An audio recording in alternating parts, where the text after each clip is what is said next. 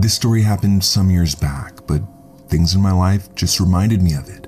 So here you go. I worked as a front desk agent in a large luxury hotel chain for several years.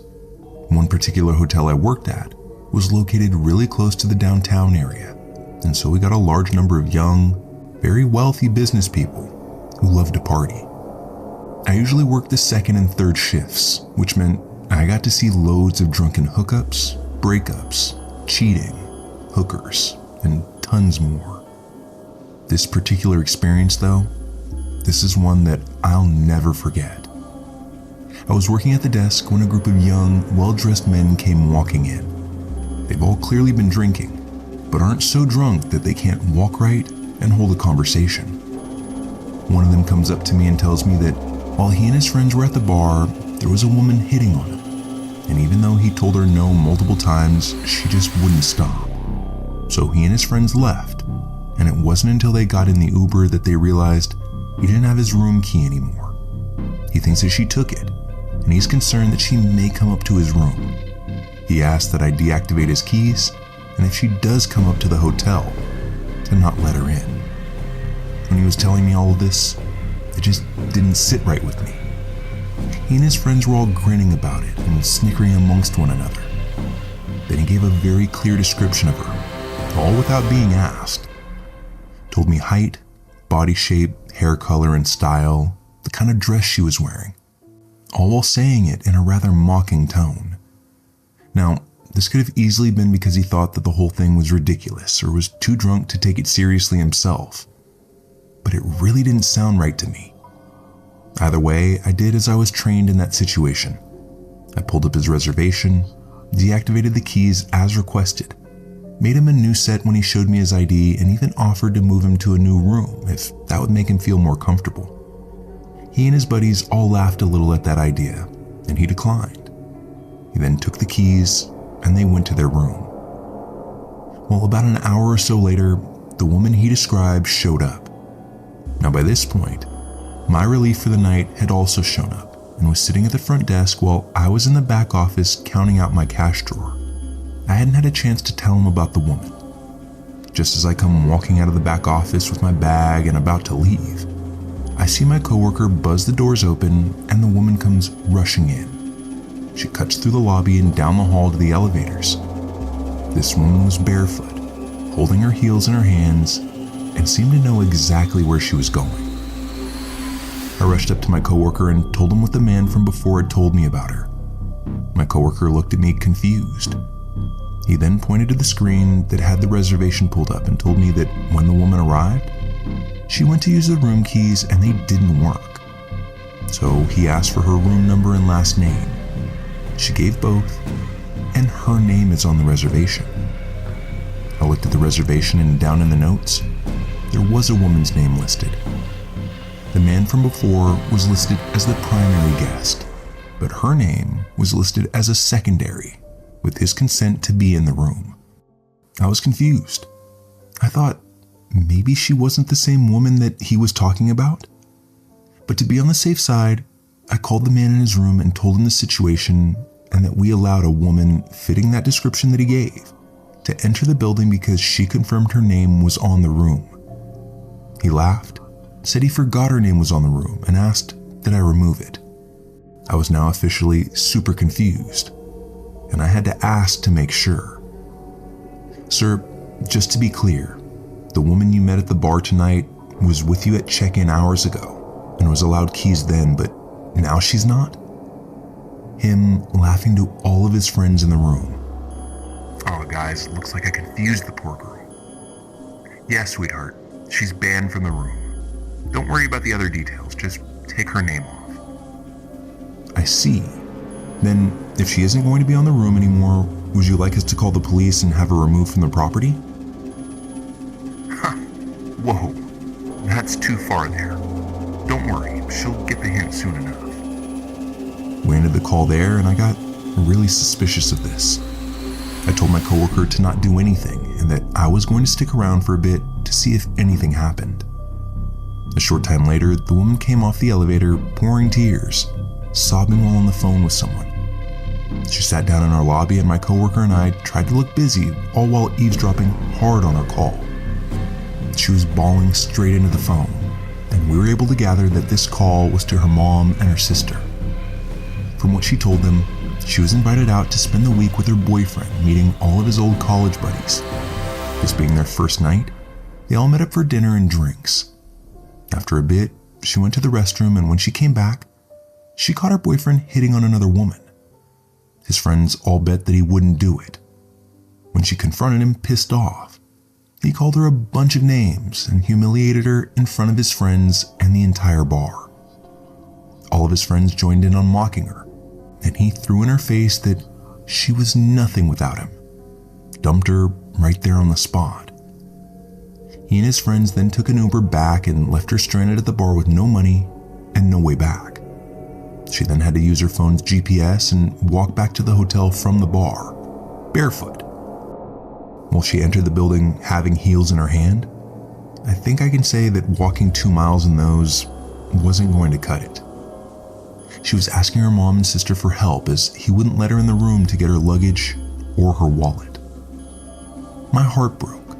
I felt horrible for this woman. I helped this guy treat this poor girl like crap, and now he and all his friends were up there laughing at her while she's sitting in our lobby sobbing and with none of her possessions. I went over to her snack area in the lobby, grabbed her a bottled water, and brought it over to her. I told her that I couldn't help but overhear the conversation and was very, very sorry for her situation, and asked if she would like us to help. I informed her that if he was keeping her from getting to her things, we could call the police and have them force him to hand over her things so she could just leave, all if she'd like. Or if she wanted to let her mom or sister pay for a room, we'd be happy to give her a very low rate in a room far, far away from him. She thanked me, took the water, tried her best to calm down, and talked to me about what was happening and what her options really were.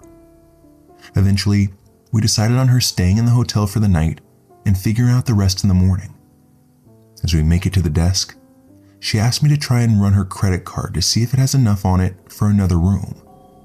I ask her what she means by another room, and she tells me that she's actually the one paying for the room that he's in.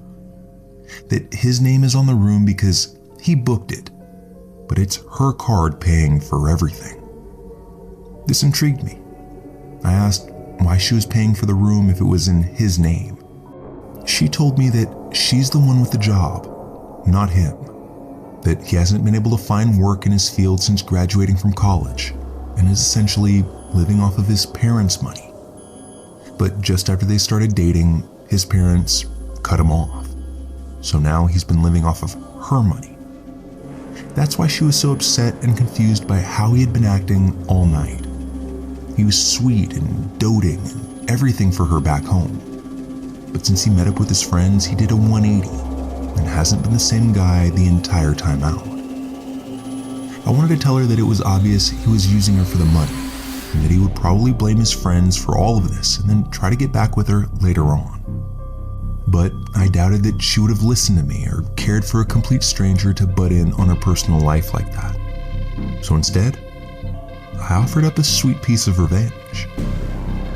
I informed her that considering she's the one paying for the room, if she can confirm that it's her card on file with some sort of photo ID and verify the last 4 digits of the card number, then she could, if she wanted to, kick him out of the room and keep it all to herself. But considering how poorly her night has been, if she were indeed able to prove she's the one paying for the room, then I'd be more than happy to provide her the biggest luxury upgrade we offered at our property. The largest suite we had, full hotel amenity access. I'd even have my coworker fish out a bottle of champagne and some fresh strawberries for her to have, all sent to her room. All of these perks completely free of charge. She was clearly taken aback by the offer and was very sincerely tempted. But after weighing things out for a few moments, it appeared that she was going to say no. Then I told her that since she would be upgrading her room, that would require moving her things from that room and into her new one, which meant that the room she's currently listed in would need to be vacated immediately. If anyone were to remain in the room after we have demanded it be vacated, we are required to have them escorted off the property or to have them pay for the room. Their choice. This information made her think about it even harder. She pulled up her card's banking app and showed me the screen. It had a photo of her full name, the card's full number, in addition to the hold from our hotel for the room. She asked if that would work. It was good enough for me. I quickly upgraded her, moved everything over in the system, and before I could say a word to my coworker, he was already grabbing a set of master keys, a bell card, and was asking her what her luggage looked like since he would be the one retrieving it for her to deliver to her new room. He didn't want her to have to deal with the ex again, and I appreciated that. She smiled and told him which ones were hers and that she hadn't unpacked yet. Simple. My coworker runs down to the elevators and up to fetch her things, while I make her a new set of keys and send her off to her new room. Once she's on the elevator, my phone at the desk starts dinging. It's the ex-boyfriend, and he's very angry about why my coworker has entered the room and is taking her things. I calmly explain that I'm not at liberty to give out any of the private information of any of our guests, and that if he would like to remain in his room, that he'll need to pay for it, as there's no longer a method of payment on file. He blew up. He's now making a ton of demands and at the same time yelling at my coworker to stop what he's doing. But it's obvious from the way he's yelling at him that my coworker isn't listening. I can even hear the guy's friends telling him to chill out and just pay for the room. I then explain that we'll give him a courtesy 10 minutes to make a decision, at which point, if he doesn't have payment ready, then he must vacate the building, or we'll be forced to call the authorities and have him kicked out. He swears, threatens, and yells for a solid minute before even taking a breath. I then tell him that he now has 9 minutes remaining and ask if he has come to a decision yet. He then hangs up on me. Well, 9 minutes later, I call the room and there's no answer. I call again, and all it does is ring. A third time I call, and he finally picks up, only to immediately hang up yet again. That's when I call the police and tell them what's going on, and they tell me they're on their way.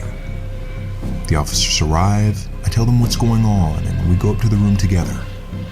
The man and his friends are all white as ghosts when they see the cops.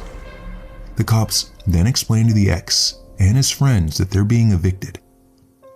The ex-boyfriend starts trying to talk to me, but the cops stop him in his tracks and tell him that now he only talks to them.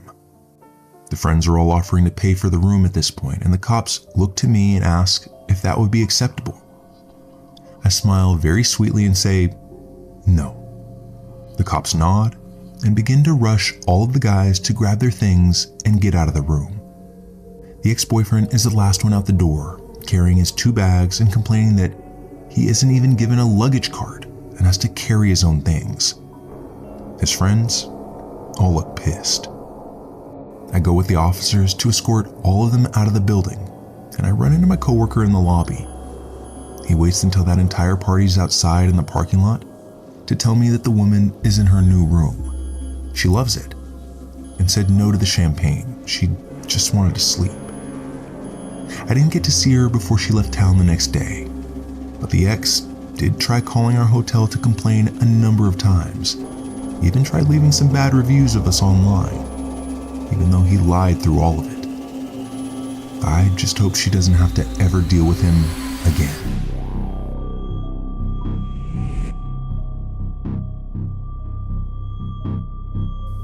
Posting this from a throwaway because my family knows my main account.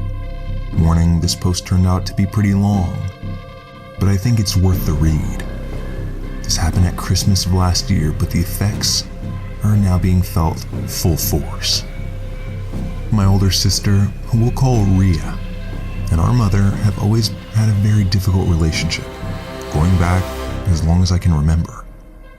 Rhea has always been headstrong, not afraid to ask questions. My mom was a very traditional, devout Christian who put family above everything. Bit of some background here. my mom was the second eldest of 9 kids and moved from the Philippines to the US. She grew up dirt poor in a small province and experienced firsthand the hardships that come with taking care of a big family. She was the first of her family to graduate college and has always valued education as a means to get out of poverty. She's paid for 4 of her siblings to go to college. Only 2 actually completed and went on to find jobs.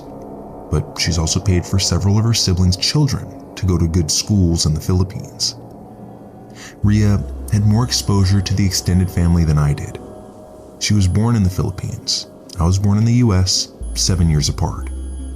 As she got older, she was very outspoken about how she didn't agree with my mom financially supporting some of her family, because Rhea felt as though they were abusing my mother's generosity, especially since mom was frugal with our expenditures here in the States. When Rhea was in her last year of high school, she had a bad falling out with my mom and moved out.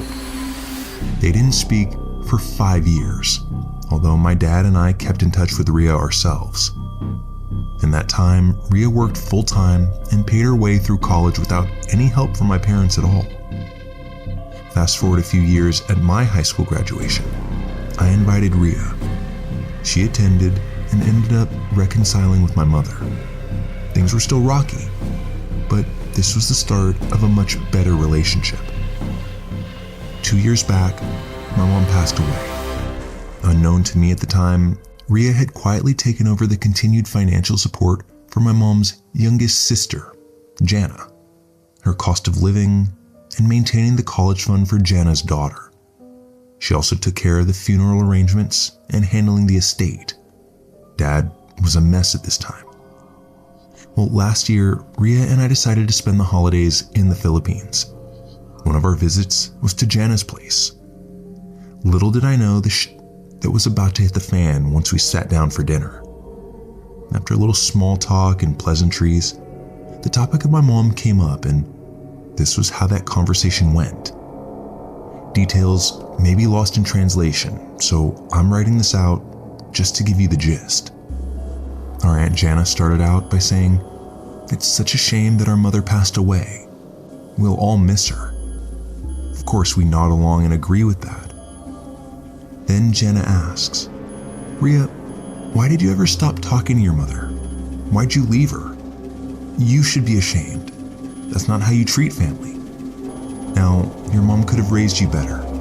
You always were too headstrong, you know. That's not ladylike. You shouldn't be so aggressive. You need to be softer in life. How are you going to get a man otherwise?" She continues to go on, and Rhea has to do everything she can to keep from snapping back at her. That's when Jana turns to me.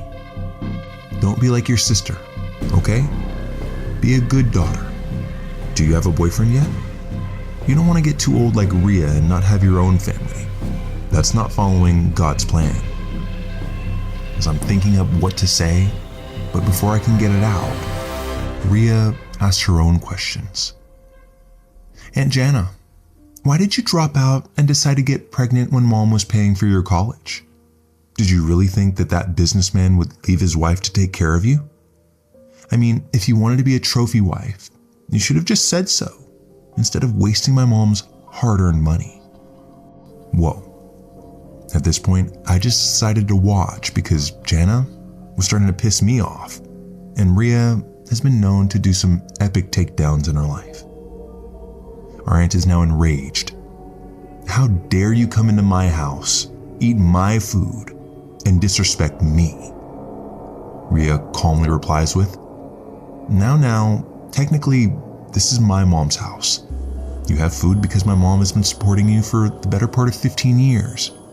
And you disrespected her by wasting all the opportunities she worked hard to give you." Our aunt came back with, "I don't need your attitude or your bullshit. I don't need anything from you, you disrespectful bitch. Get the hell out of my house." Rhea gets up and smiles. "You sure you don't need anything from me? You don't want anything from me? I want to confirm that I heard you correctly. I don't need shit from you. I can take care of myself and my family, and how dare you imply otherwise? Get the hell out of my house. And believe your father will hear about this. Rhea looks at me and says, "You heard her. Let's go." Now, I was surprised by just how calmly Rhea was taking the diatribe because I've seen her and my mom get into massive shouting matches. I think I was actually more confused than anything. So I followed her out, straight to the car. "You heard her, right? She doesn't need anything from me." Well, now it begins to dawn on me what my sister's about to do. We get back to the hotel and my sister promptly stops the auto transfer of funds for Jana's account. We then spend the rest of the week lounging by the beach and hanging out with our other cousins. Yesterday, I happened to be speaking with one of my cousins, and I heard that Jana is just now realizing what actually happens when you run out of money. I called up Rhea shortly after this conversation to give her an update. "What? She ran out of money that quick? There was more than enough in there to last her the year and then some." My response, "Oh, did you tell her that?" Rhea says, "No, that's just basic math." I ask, "Will our aunt lose the house?" "No, it's been paid for. As long as she doesn't do something stupid, she should at least have a roof over her head." I asked Rhea if she closed out Jana's kid's college fund. "Nope, I'm not going to punish the kid for her mother's stupidity. But that's all she gets, so if she fucks up, she fucks it up." So yeah, how this plays out over the next few months or even few years will be intensely interesting. I have this sneaking suspicion that my sister likely won't give a damn which way it goes though. At least that branch of the family tree, I think that's all but dead to Rhea.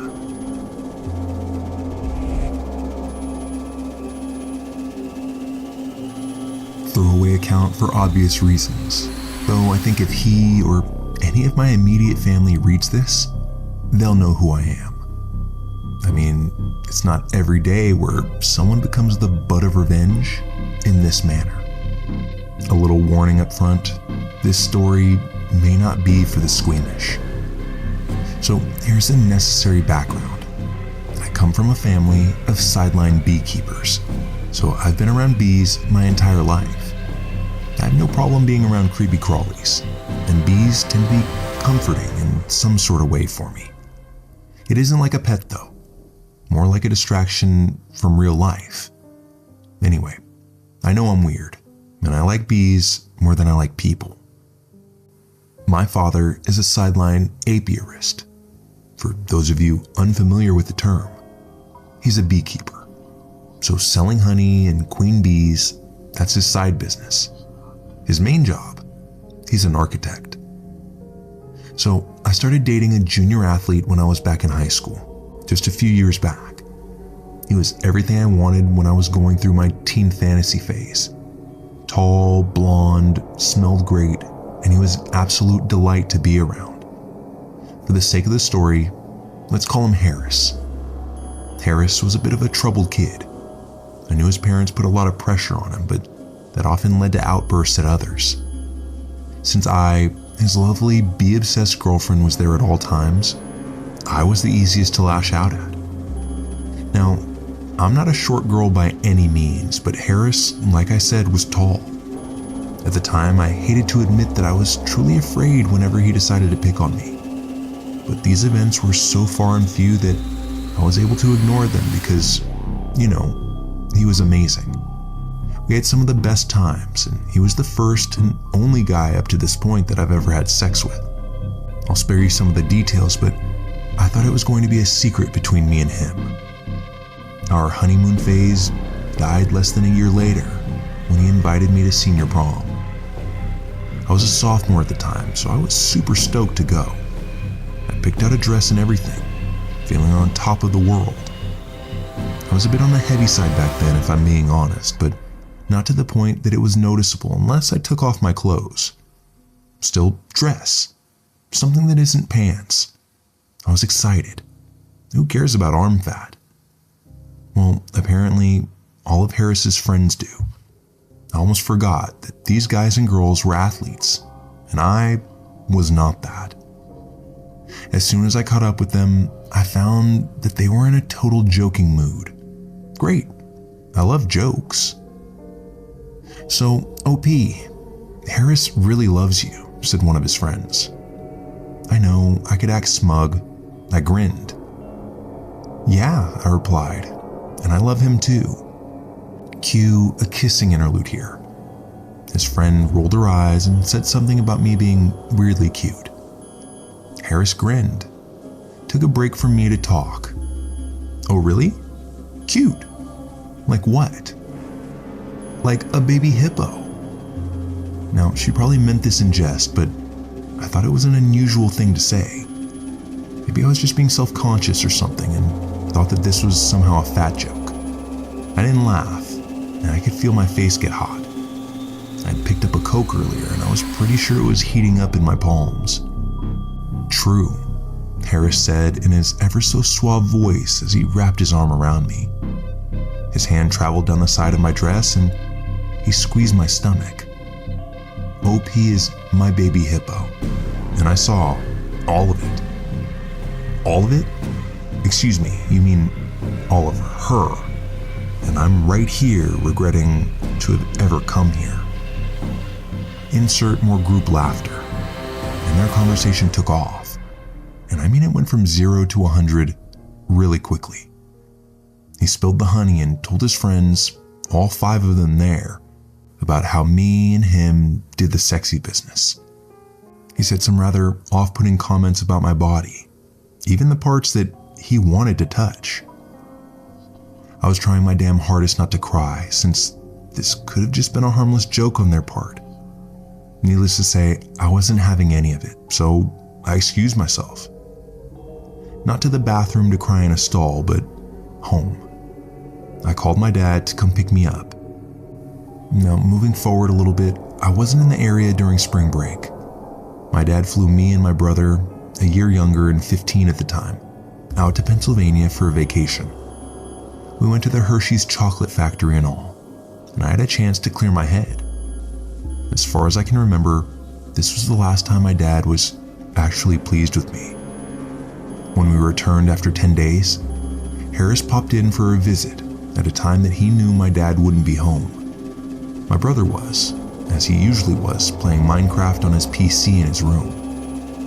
I thought Harris visited to apologize for the whole baby hippo thing, but I was grossly mistaken.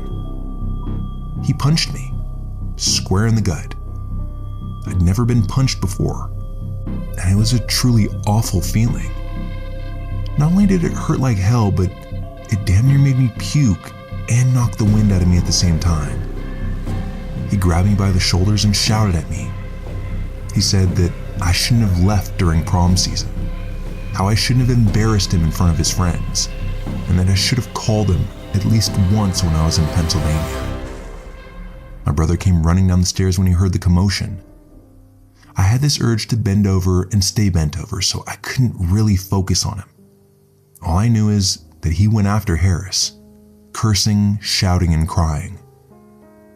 I ran the other way the best I could, trying to breathe first and foremost. It was hard to do anything or think straight with this horrible taste in my mouth and nasal cavity, like I'd thrown up inside of my nose or something. It was gross, and it led me to seeing red. Going for my phone was difficult, since Harris had already found his way away from my brother, now begging me not to call the cops. I almost reached the landline too, but Harris snatched the phone right out of my hand. He broke the cover, took out the batteries, and then proceeded to beg again. This time, he didn't touch me, and I told him to get the hell out. I cleaned up the house so my dad wouldn't see any of this. This was going to be my first and last fight with Harris, or so I hoped. My brother was more injured than I was, and certainly devastated. He couldn't even ask if I was okay, and I took it as him knowing that I wasn't. He then proceeded to cry as he had really looked up to Harris. Let's go 5 hours ahead now. 10 p.m. and I'm still seething. We found out my brother had sprained his wrist, so we rigged up some sort of easy to remove ice thing. My dad was a hard man, so I knew that he would get upset at first when he saw the mess that we'd gotten into. I can't remember what my intention was, whether I was going to tell him about Harris or not. I knew that he would be back the day after, so I had to exact my revenge right now. I shut the doors, windows, and waited for my brother to go to sleep. Now came the tidy bits. I shinnied into the other set of beekeeper's clothes that we had at the house, the ones my mom wore when she was around to check on the apiary. I got the veil, the gloves, the boots, everything that you think of in your head. Gotta be prepared. That night was particularly cold and it felt unreal. I was now unpacking thousands of honeybees, moving them around until I got the right number of frames, and I was going to release them on a living human being. We had roughly 30,000 bees per beehive and around 150 hives. Like I said, it was a side business and we needed honey. I knew at the time that 1,000 or so bee stings could kill, and I wasn't planning on going to jail. I just wanted to make this hurt like hell. I isolated a fair number of bees between 2 frames with a bit of difficulty. There were maybe 900 or so, 950. Not all of them would sting him, but I wanted to get him back for everything he had done. I mean, who punches their baby hippo? Once I had my bees in place, I set the single frame in its own hive closer to home. I called Harris and told him that I wanted to work some things out with him. I lied through my teeth, telling him I won't tell my dad and that I was doing all right. He showed up at my place maybe 5 minutes later and stepped up to my door. The porch light was the only thing illuminating him, and the rest of the place pitch dark. I removed the frames from the hive. I walk up behind him, beekeeper boots slightly squeaking on the steps, frame still in my hand. "Hey Harris," I said. I thought it would sound cool, but I was already crying, so my voice broke. My voice breaking was the least of Harris's problems at that moment. I was holding 2 open frames with almost 1,000 bees contained. Some of them were flying around, but I was fully protected. Harris? Not so much. I swatted him with one of the frames and thrusted the other right against his mouth, hoping I could get at least a single bee between his lips. A single bee sting hurts like hell, and it will hurt for a while. But the thing about bees is that they are a part of a true hive mind. A single bee dies, and all bees in the area go into defensive mode, stinging at whatever flesh they can find and trying to deter whatever attacker they can find in order to protect the hive.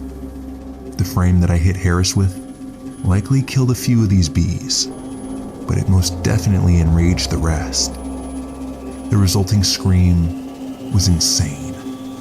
I'd never heard him scream before. I almost expected the bees to fly away and hide in some other hive, but no. When bees defend, they really defend. It didn't help things that Harris wore short sleeves and had his neck and face exposed, so the bees went straight for that.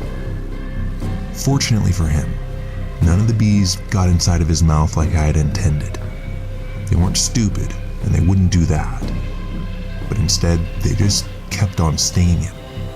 I actually ended up falling down the stairs and scrambling into the dark, looking to get away from him. Looking back though, he was in no position to fight, and I shouldn't have run.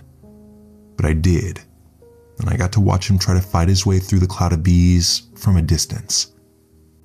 I think he learned that night that killing one bee won't scare off a swarm, and that bees don't care if you run. Wings can carry you way faster than one's feet do. So by the time Harris made it back to his car and hopped in the front seat, my guess is that about 200 bees made it into the car with him. That drive home must have been a thing of horror. Of course, our relationship was officially over. I had no more real contact with Harris. Never even apologized for Superman punching me in my gut. Whatever. I didn't need an apology. seeing him at school for the last month or so of his academic career, the welts and scars from dozens of bee stings still marking his face, neck, and arms. Well, that was better than any half-hearted BS apology could ever be. I hope that the story of someone having a beehive dumped straight on their head was as enjoyable for you to hear as it was for me to live out.